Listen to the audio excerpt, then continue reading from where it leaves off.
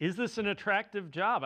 I mean, I guess there's only 32 of them, but if you're a hot candidate and you're looking at the Giants, they got Jackson Dart. If you're looking at the Raiders, they're probably going to have the #1 overall pick, unless they come back and win a couple of games, which isn't likely.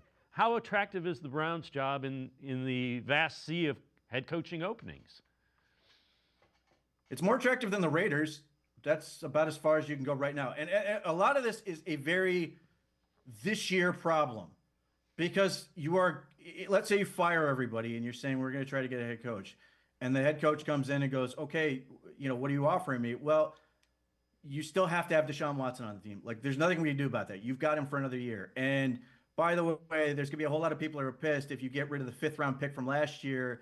And even though you probably want your own guy, and like, there's a whole lot of these problems. So the cap situation isn't as bad as people think it is, but it's still there. Deshaun Watson is still there. You do have to fix all of these problems that you have with the offensive line, quarterback, and receiver. That's a large undertaking. I think it can be done, but the problem you run into is if you are you then going to sort of give grace to the first-year head coach who struggles and doesn't do well, or are you better off sort of staying with what you have right now? I think in a year this job gets a whole lot more attractive if you're trying to think in those terms because Deshaun Watson will be out of the door.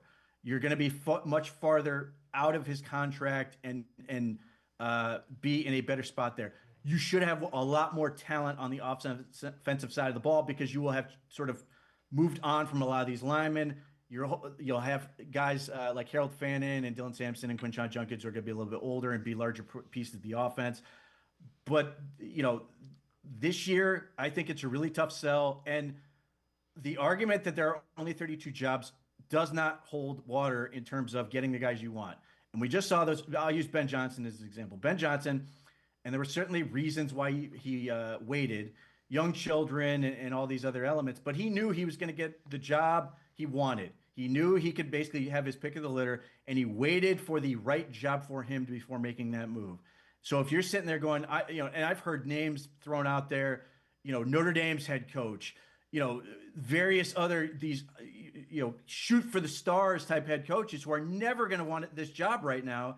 And then, so ultimately you probably end up in a situation where you're basically hiring, he's a very nice man, and I don't mean to disparage him, but you're basically hiring the next Freddie Kitchens, where you're basically going, I'm going to hire a guy, and I'm already thinking about the next head coach after him.